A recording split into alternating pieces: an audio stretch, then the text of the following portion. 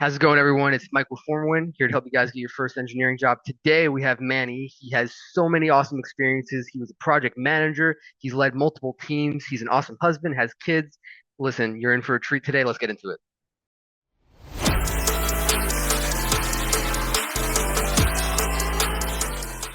Manny, what's going on, man? Welcome. Thank you so much for coming.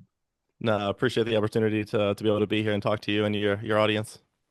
Definitely, definitely. So, why don't you tell us a little bit about yourself and your past experiences and why you're here today? Yeah, sure thing. So as far as career wise, I've actually been in the defense industry for over a decade, coming up on 12 years now. Somehow it goes by really fast without you Yep. realizing it.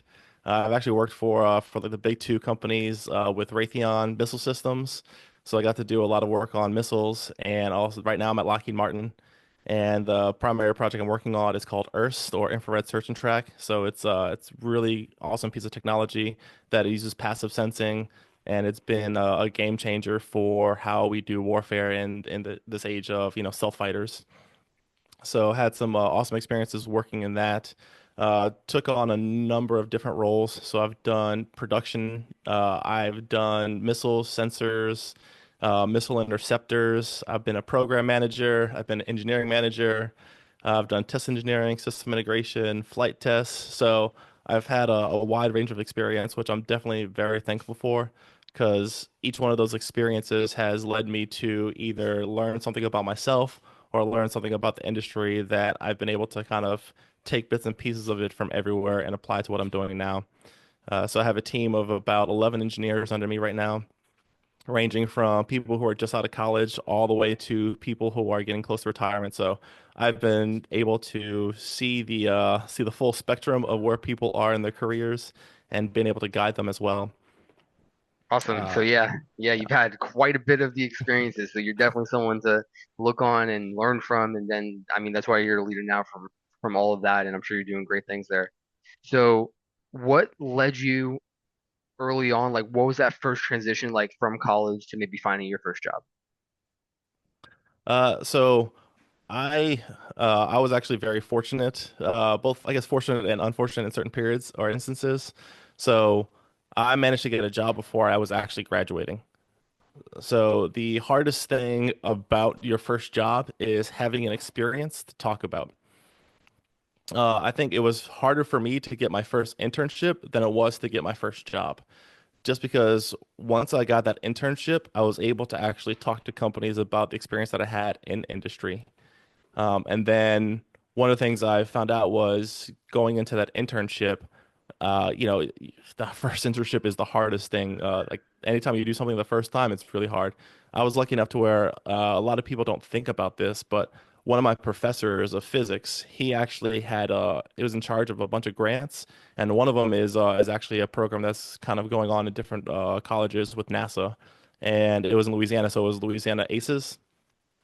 So I know it's still ongoing, and that was my first time of having actual experience, and that helped me out a lot with having working with sensors, kind of doing integration stuff, putting something on my resume that helped me parlay into that.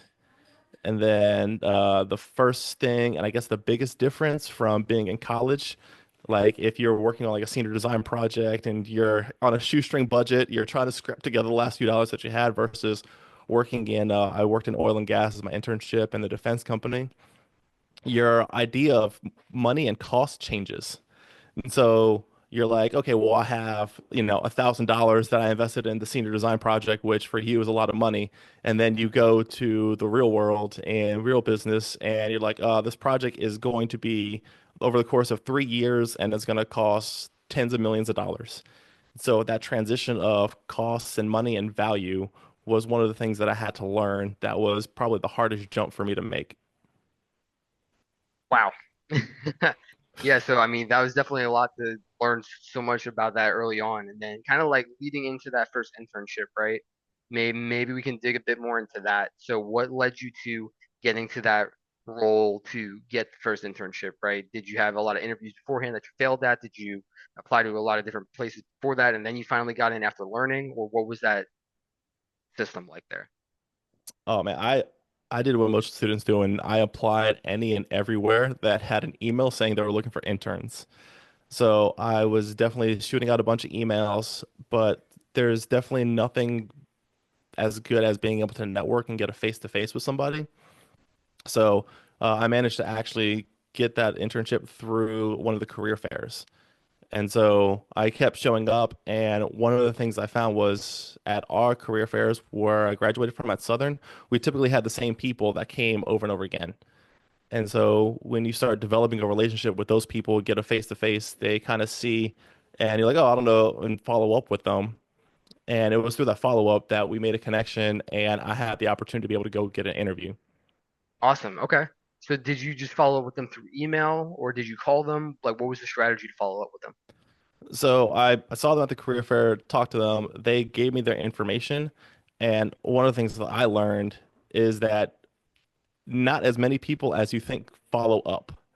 So they have a big gap from when somebody offers you, hey, if you want, follow up with me and we can talk about this, always send them an email because I've done that at career fairs where I'll give out my email, I'll give out my number, and I can do that to 100 students and I'll maybe get five that actually send me an email or that connect with me on LinkedIn and actually say, hey, I really enjoyed our conversation about X, Y, and Z. I'm looking for these things. What do you suggest? Okay. Yeah, and like that's just that's such a huge thing, especially with students with FormAWin, as well as a lot of students, right? It's just all about the basics too, and that's something so simple that's talked about a lot, but not a lot of people apply, right? So if you just do that one thing, that's going to lead you to that. And then I definitely agree with that in-person connection. I mean, you need to build that type of relationship because just applying online, if that's what someone's doing, they're not doing anything in person, then I mean, you're not going to get from point A to point B, right? So Yeah. let's dig into some struggles you've had. What was one of the biggest struggles you've had that you had to overcome? Maybe that was early career getting up to the internship and then first role out of college, or maybe that was somewhere else in between. Because I mean, you covered a lot of territory between your roles, so I'm sure there were a lot of struggles. So maybe you can talk about one while you were a student, and then one maybe in the professional setting. Yeah, so I guess for being a student, everybody talks about the GPA. Hmm. For me, that was the biggest struggle. People look at where I am in my career now, and they think that it's been smooth sailing for you the entire time, and the truth is, I actually failed out of school. So I graduated from Southern University, but I actually started school at LSU, and LSU typically is known for being a party school. And I grew up in New Orleans, which is known for being a party city. So when you merge the two, it's kind of tear grounds for, what happened. And so my priority was kind of partying, didn't spend a lot of time studying, and I wound up with a point 0.7 GPA. And it was a big thing, but it actually helped me in the long run because and this goes back to like networking and following up with people. My first job was Raytheon. And the recruiter, like I said, he was there every single semester because they typically will have a person that graduated from that school that connects to you.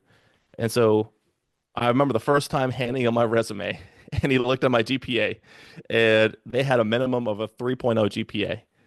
And he looked at my resume and he looked back at me. He's like, "So what do you want to do?" Uh, but fortunately for me, he was one of those people that I followed up with every semester. I showed him, and he saw the improvement of my GPA semester after semester. And he taught me a trick that I didn't know that you were allowed to do. And he mentioned to me because my overall GPA was terrible. Like by my first year, really like would tank my GPA really low. Uh, but he said that he would rather see a student that struggled in their general electives and excelled in the actual engineering work.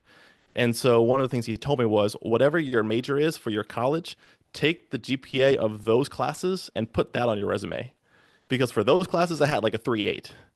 Because yeah, I actually found out that like when I realized what it was going to apply to, I cared so much more. I could see why I needed to know like physics. I could see why I needed to know electronics. And so I put a lot more effort into those classes. And after going and struggling from getting kicked out of college, like I put that much more effort into everything.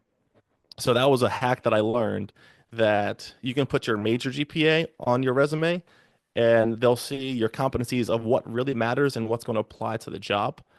And that helped me out a bunch and set myself apart. So that was one of the big things that led me to getting that job and something that I overcome, which is that GPA. And I remember when I finally got my GPA over a 3.0 and that average, it was just one of those like, I know anything is possible if I started that low and managed to make it to this point. So school wise, that was like my big thing. You're muted.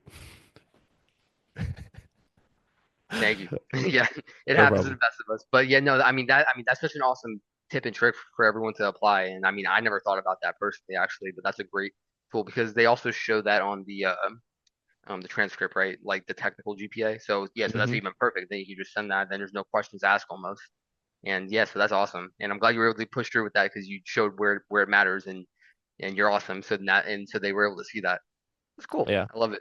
So what about professional? What's been the biggest challenge professionally? Maybe managing teams or switching projects, the costing. Um, what do you think?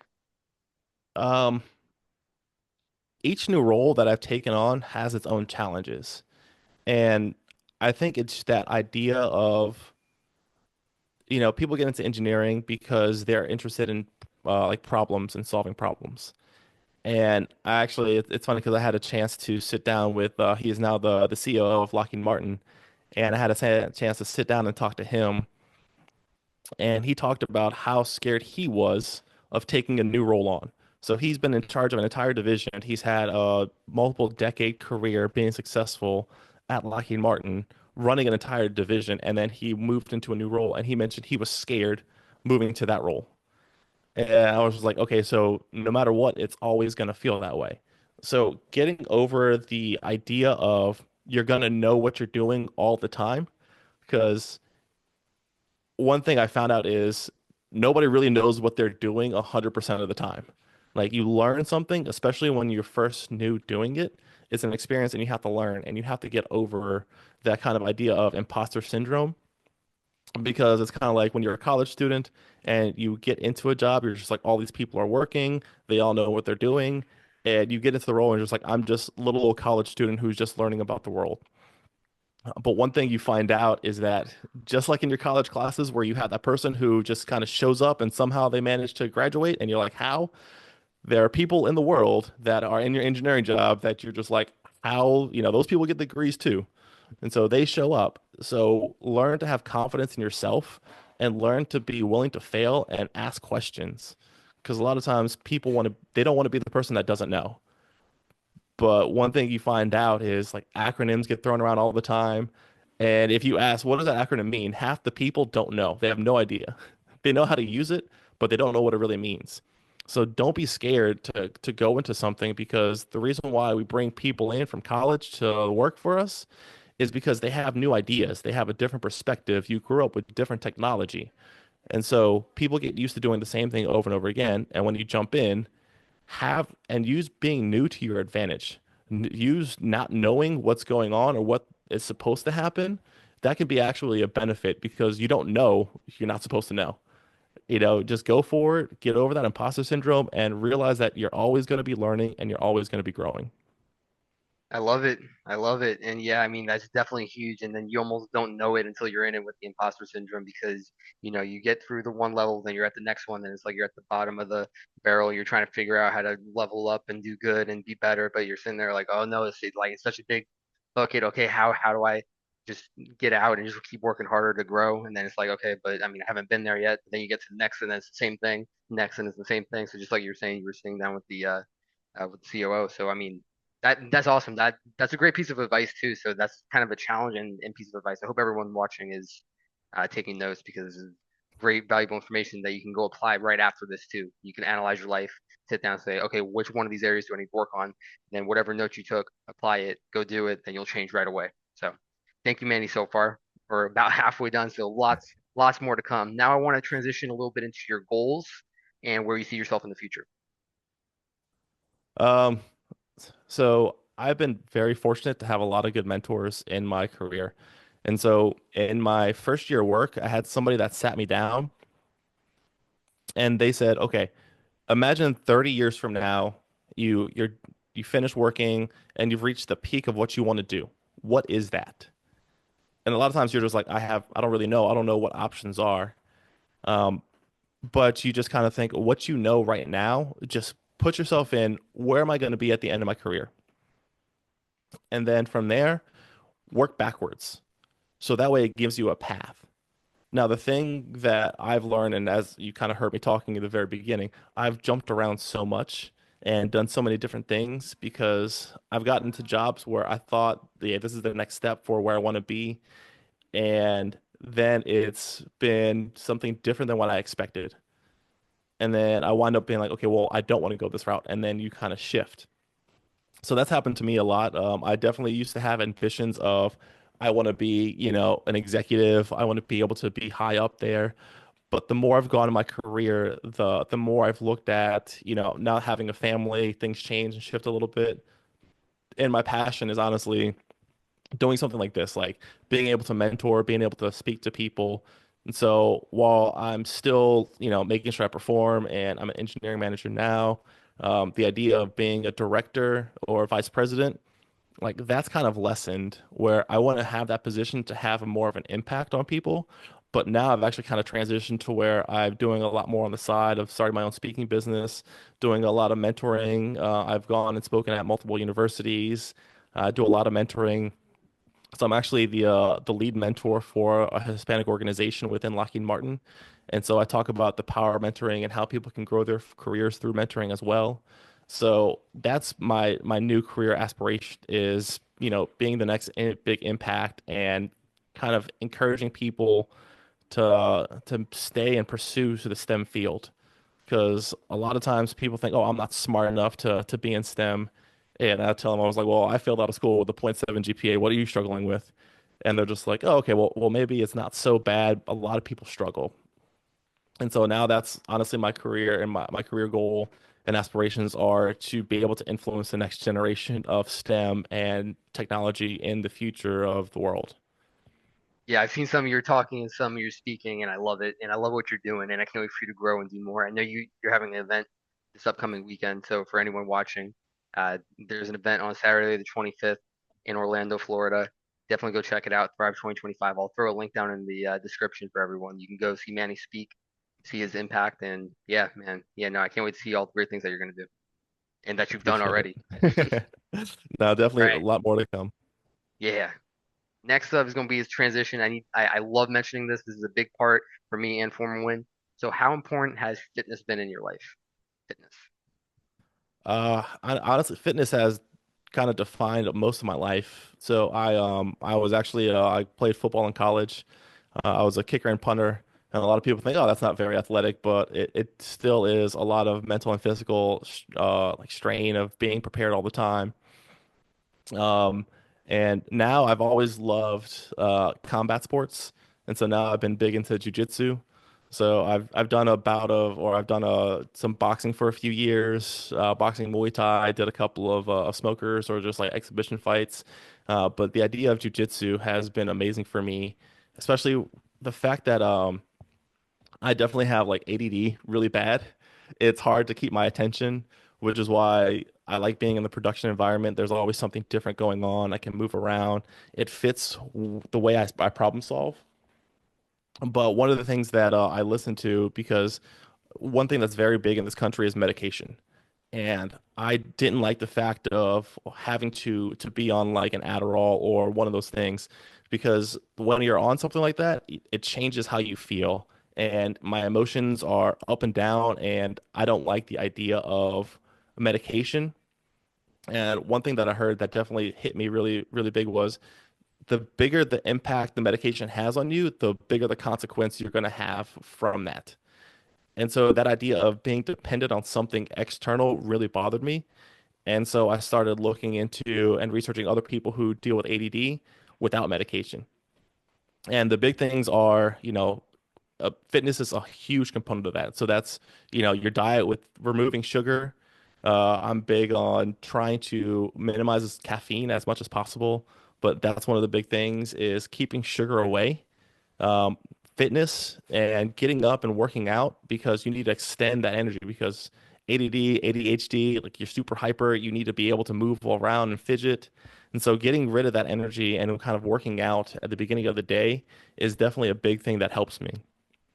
Also, just the idea of moving. And the thing that has been big in my entire life has been failure. And jujitsu is if you can't fail, then you can't handle jujitsu because it's pretty much the first 6 months of me doing jujitsu was everybody choking or tapping me out Yep. constantly.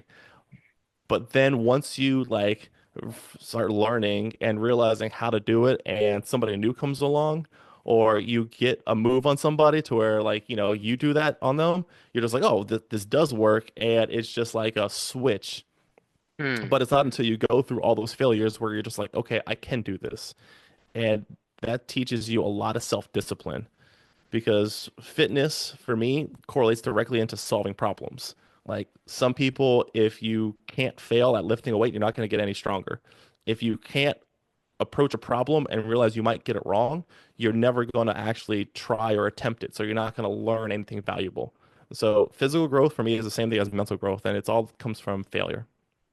That was the best answer I've heard from anyone when I asked them about fitness or anything related. So yeah, that was awesome because that puts everything in full perspective and full circle too. Like you took that from the beginning, related it to engineering, related it to diet, related it to medication, and brought it back. That was an awesome answer. So thank you for that. That's gonna be a great clip. But and then for everyone watching, I hope they're motivated from that too. And I mean, it's just key in all that we do to make sure we're performing better. And like the big thing that I like to talk about is if an engineer is fit and we're able to make that happen or make that part of our life just to improve each day, right? That's going to translate directly into what we're working on. So for everyone watching, students and everything, fitness is a priority. It's not something that we worry about after we graduate. It's something we worry about now for every day for the rest of our life, right? So thank you for that answer. That was awesome. I Yeah. love it. Yeah, we So could we could probably go into that all day. The only other things is like I listened to like a David Goggins talks about it. I oh mean, yeah, he uses fitness as a way to mentally push himself. So it's not even about physical, it's mental. And one of the other things they found is like things like dementia where your mind starts regressing. Um, when people lift weights, that fights dementia. So it's just like if that's the case for you when you're older, like imagine now when you try to be physically fit, you're more alert, you're more in tune. I know when I work out in the morning and then go to my next activity, I am alert most of the day, much more so than if I just wake up, roll out of bed, and try to figure out a problem. yeah, 100%, man. I love it. So everyone, fitness, go do it, make it part of your life. And then I actually saw Mr. Goggins speak before. Loved it. It was so Hmm. cool. And then I read his book, Can't Hurt Me. Have you read it? Or Yeah, I've or no? read Yeah. that one. He has another one. I haven't read the other one yet. I need to They're though. both really good. Yeah. Awesome, man. So now let's get a little bit more tactical for students. So going back into maybe from the student perspective, when they're just starting out, they're looking for an internship, going to career fairs, applying to jobs, going into clubs. Question here is like, what's one thing that they might be overlooking that's very easy to overlook? We've talked a lot about strategies and different things already. So we've answered this in a few ways, but when they're first searching, they're first hunting, they're ready. Okay, I'm ready to find an internship. I'm ready to find a job. What's something that might be simple that they're overlooking, or something that they're overlooking that they're not worrying about that they should be? So the best way I relate people what the and I'm trying to put together a series on this just to make sure because what people don't realize is trying to find your first job is like trying to find your first girlfriend. Like getting a job is for me the same thing as trying to get a date.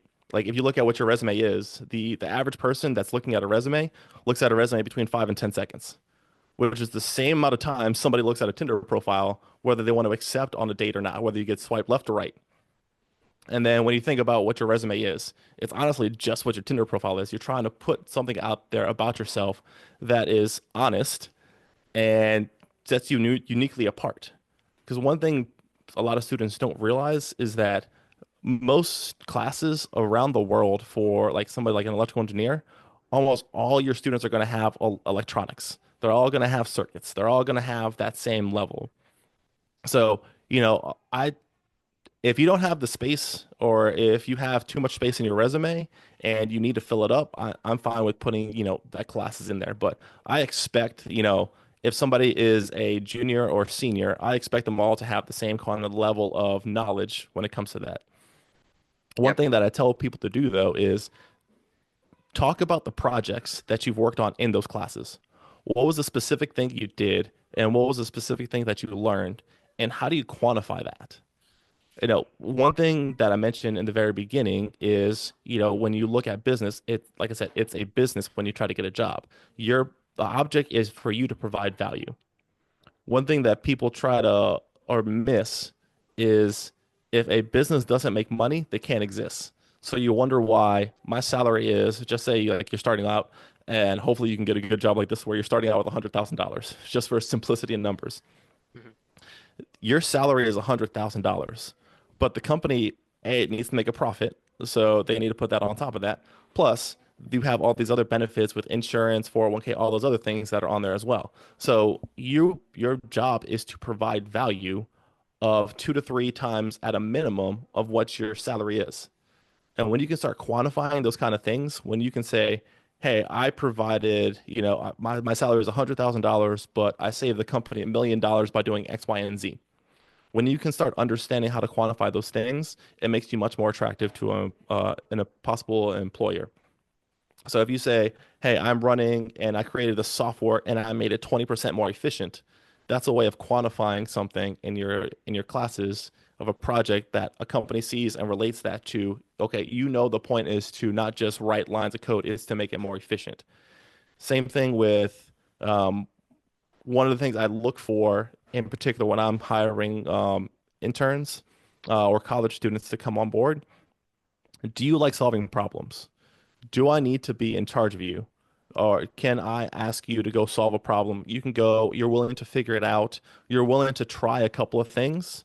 Come back to me and say, hey, I did X, Y, and Z. I ran into a problem. I need to know what the next steps are. Or am I going to have to babysit you and I send you to go to a problem and you're just like, I don't know what to do. It's all about being willing to fail and being willing to learn. And the last thing is not just projects within your class, but like for me, I started getting into cybersecurity a lot. And so I got my own firewall, and you can find either virtual software, you can get for a couple $100 off Amazon, a firewall box that you can set up and program yourself. It's like, do you like being an engineer and solving problems?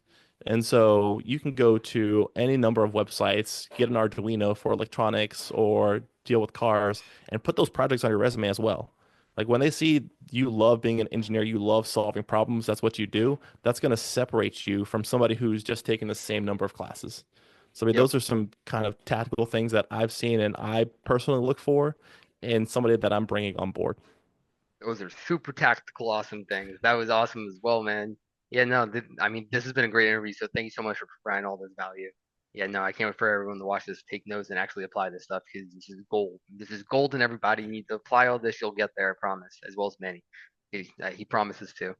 So, man, we're kind of approaching the end here. I want to ask, what's one hobby you have outside of work, maybe with your family or outside of that? Because we already talked about jujitsu and Right. work and your speaking. So I think that kind of maps up the entire time and your family. But I don't know if there's anything else special you have outside of that.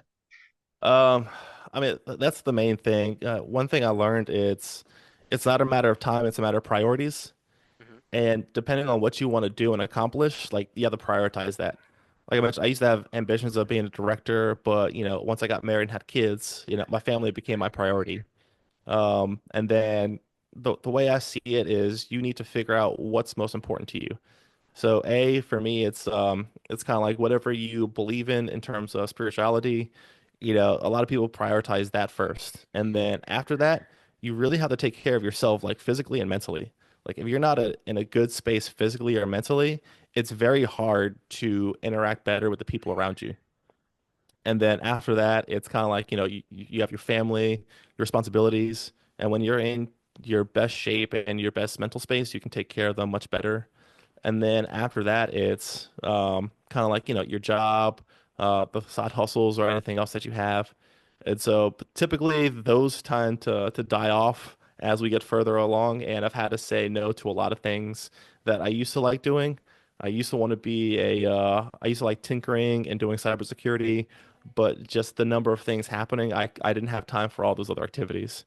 So honestly, it's trying to figure out and keep up with my kids, bringing them to all the different things that they do, staying in touch and keeping jujitsu going.